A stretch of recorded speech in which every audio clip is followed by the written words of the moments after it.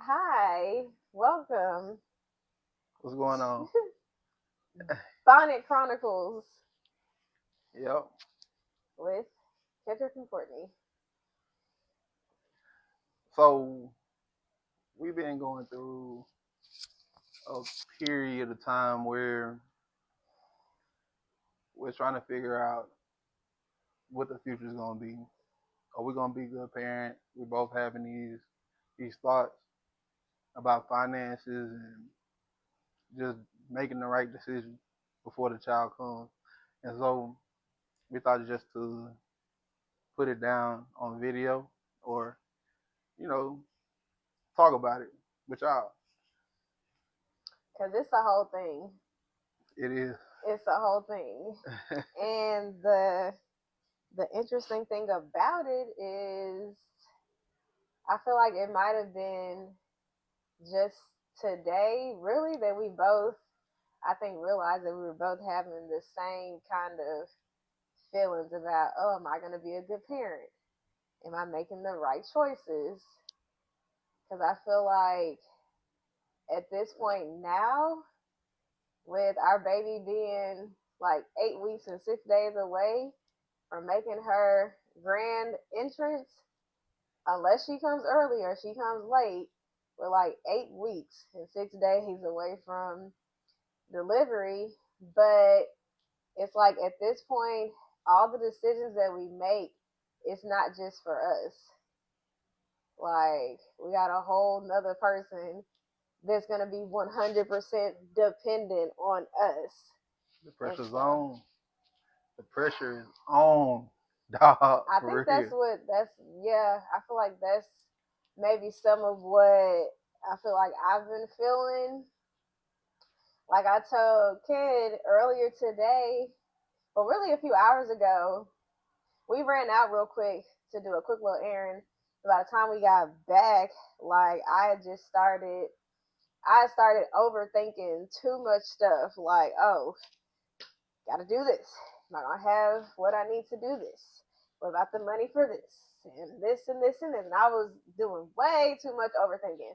Like my mind went into overdrive. So I was like, hey, let me get out of my clothes, put on some comfy clothes, go get in the bed, and try to take a little bit of a nap or do something to where my brain could like be off for a minute and I could get back to yeah. My thing was going to Battlefield, as you can see in the background right there. Battlefield or just trying to take my mind off of stuff, you know. But in that process, I realized that we was like in separate rooms. It was like, man, what's going on? So then I go in and ask her, and then we both get to chopping it up, talking, and it's like, bro, we got the same thing going through our mind. Same thing. Yeah. Same thing. And I know because like every other video that we've recorded so far, um, like I mentioned on the TikTok video that I recorded the other day when I was kind of feeling the same kind of things or whatever, when I was second guessing myself and my ability to be a good mom and all that stuff, um, the videos that we posted so far on this journey have been pretty much like the glitz and glam of what's been going on, especially since I haven't been sick, haven't been thrown up, none of that. So I would say, That's my genes. really, I would say like my pregnancy it's been good. Like I really have no complaints. Well, besides the fact that my iron levels are low and I got to take that nasty Floradex twice a day, but that's neither here nor there. But overall, like my pregnancy, it's been great, especially having Kedrick like to go through it with me. So it's not like I'm by myself. Like I have my person. I have Sage's dad. Like, you know, so having him there has helped a lot. But yeah, like lately it's just been I don't know. And again, since like I said, we are like 8 weeks and maybe 7 days away from meeting our baby girl. And so now I feel like it's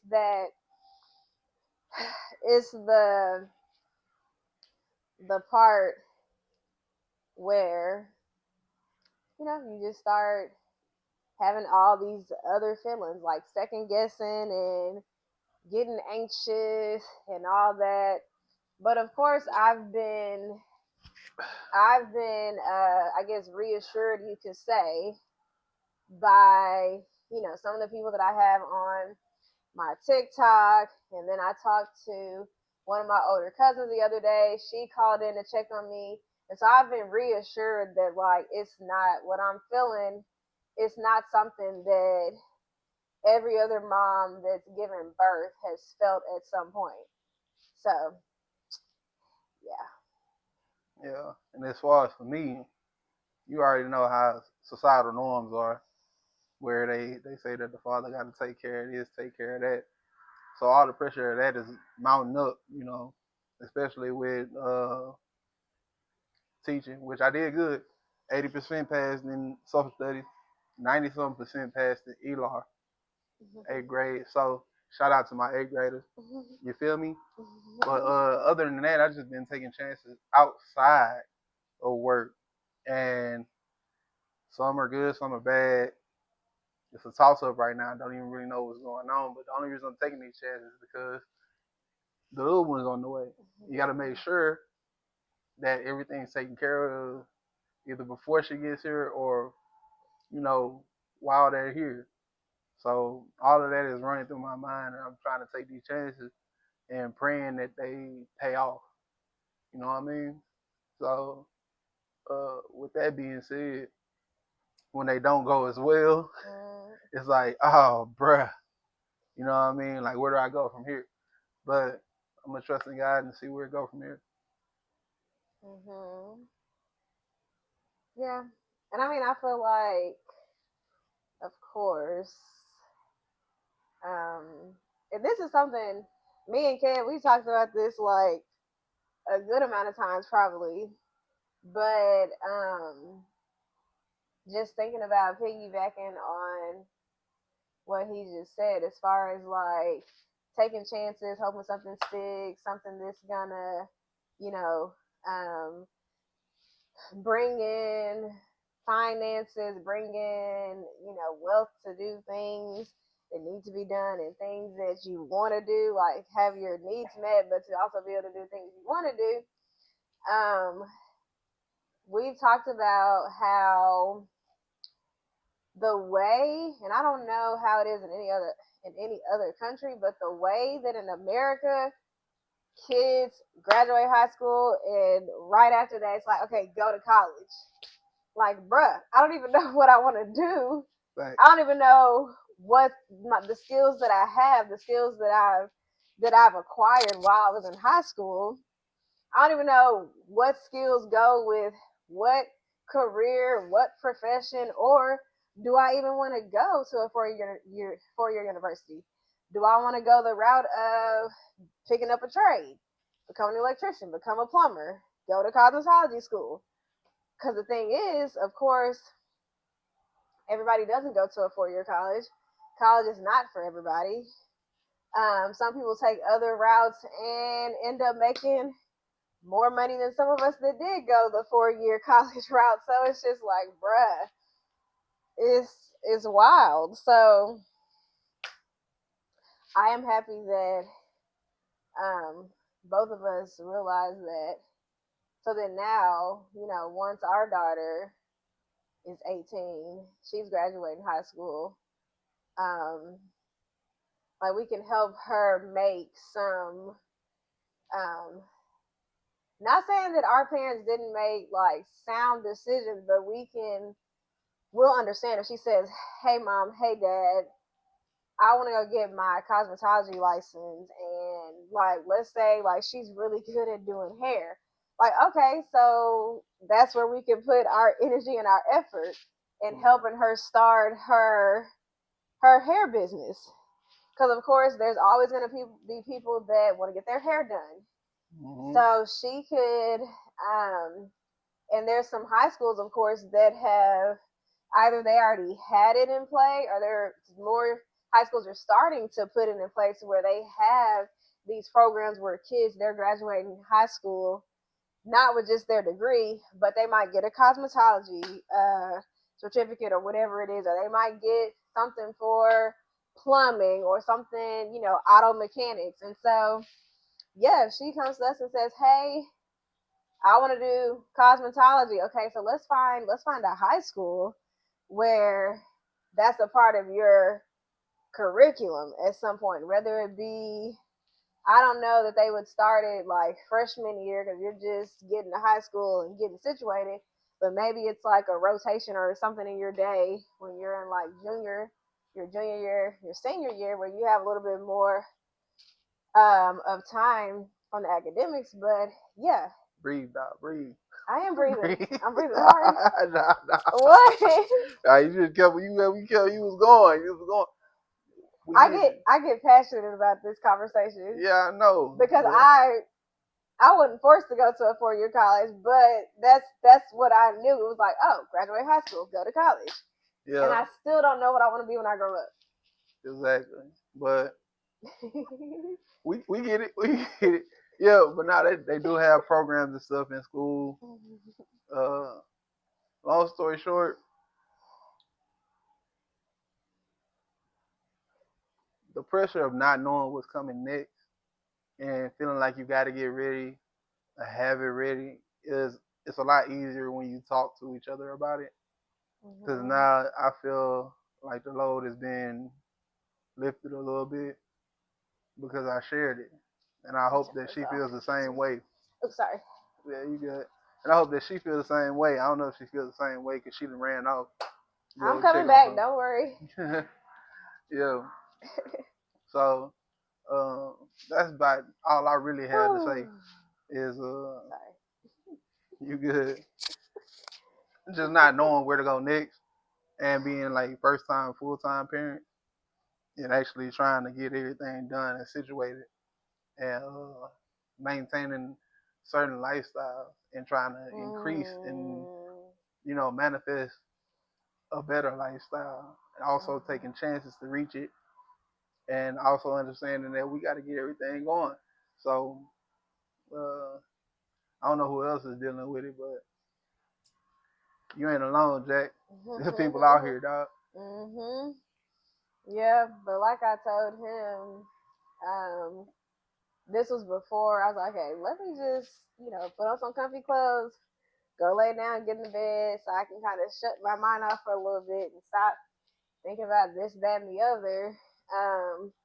But it's like I came back to the whole, and of course it's easier to say it than sometimes actually believe it, like with your full heart.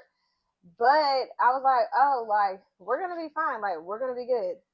I don't know exactly how everything is going to pan out.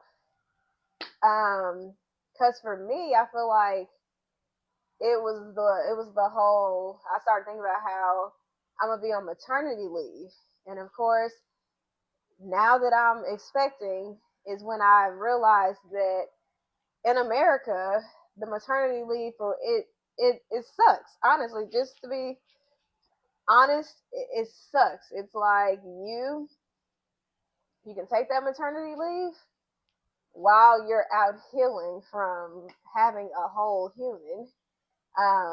You can take maternity leave, but you have to use your paid time off to get paid. And so, thankfully, not saying that it's something that's, phenomenal and amazing, but I think I looked and I've only taken, going back all the way to when I first started teaching in 2016, up until, 2019, up until 2026, I've only taken off like a personal day. I think it might have been like 15 days. And so I've been teaching for 7 years and I've taken off of work for me, like something personal for me, not professional development, but just a day to take off for myself. I've taken off like 15 days. And 7 of those days was that first year when I started teaching, and I had already paid for this cruise to go on with one of my best friends. So I was like, I'm definitely going on this cruise. So I took off those 7 days. So then the other 7 days have been spread across these 7 years. So I have the PTO, but it's like, do I want to use all my PTO days for maternity leave? I would rather not, because if I use all my PTO days for my maternity leave, then when I go back to work, what if I really need to take off a day? So I'm gonna have to take off a day without pay. Like it's quite jacked up. So what I can say is if you are planning on having a baby, you might want to sit down and like really be real strategic about it. Because if, let's see, You talking about off days? huh? You talking about off days for next year, next school year? Well, no, I'm saying just when I go on leave, like after I have Yeah. the baby. Yeah. Yeah, Yeah, I only get 3. That's it. 3. which is wild. Yeah. I feel like they were doing better with giving the fathers more days to be off. But yeah, if you're planning on having a child, I would say be strategic about it. Because if we well, if the baby would have been born, let's say she was born like at the end of May or something like that. June, July, August, those are summer months. So that wouldn't have counted. Like, so I would have been off with the baby for June, July, and August. That wouldn't have counted. I still could have got 12 more weeks after that. And then I could have used my PTO. Now, if I would have gotten June, July, and August, I might have been ready to go back to work by, I don't know, let's say the end of November, and I wouldn't have had to use as many of my PTO days as I'm gonna have to use because she's gonna be born at the beginning of really when school's about to start again. So then I will have to use PTO days if I want to get paid, and I need to get paid. Right. Okay. That's why we taking these chances. Mm-hmm. So we can have the opportunity to be at the house and make sure that we got our baby, things are still all right. So I think that's where the whole thing is coming in at maternity leave. How long do I get to stay out? Who gonna watch the baby whenever we gone? Because that's gonna be a whole other thing too. Yeah, That's gonna be a whole other thing. They wanted what 1,500 a month. Yeah. To keep the baby. We ain't gonna drop the name, but you know what I'm saying. So if you got any good people in the H, let us know. Close to Pearland, preferably. But let Courtney know. You know what I'm saying? Cause I mean that's gonna be a thing too. It's gonna be like, okay, so you mean to tell me? So I've been because with the FMLA, they have to hold your job for 12 weeks. So after the 12 weeks, I guess they don't have to, like, if they needed to fill that spot because you decided not to come back to the 12 weeks, I think they could do that. Unless your provider like decides you need to stay off a little bit longer, and then I think maybe you could get extended time on FMLA. But just, and this is something that I mean, of course, I've thought about it, but I'm not thinking about it too much because the baby, like, she's not even here yet. But just thinking about how, like, after being at home with my baby for 12 weeks, and now I gotta leave her in somebody else's care so I can go back to work, like, it's very ghetto, actually. To be quite frank, and it's very ghetto. Because at that point, she would be like 3 months. Yep. That's crazy. I've heard, though, in other countries, like, the mom is, like, off until, like, the child is dang near 1 years old, I think. Now, that, even if I had until she was, like, 6 months, I would be a little more comfortable with having to take her to, like, a daycare facility or something like that. But again, like I said, everything will be fine. Everything's gonna work out. Um, who knows what will end up happening as far as who will end up watching the baby when I have to go back to work. Who knows? Never know. Maybe a miracle will happen. I don't know. Maybe a miracle.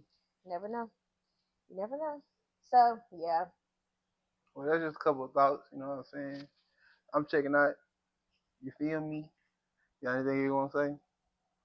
No, that's all. Check out the single "Bigger Picture" by TK Oh Amadei. yeah, do that. You Do know that. what I'm saying? TK Amadei. Oh, and get on YouTube and subscribe to his YouTube.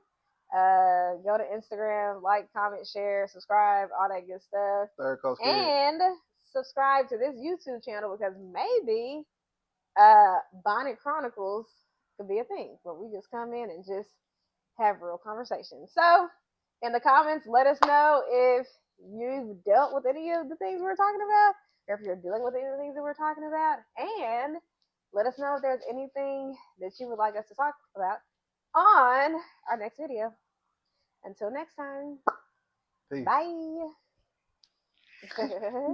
If I could have got it.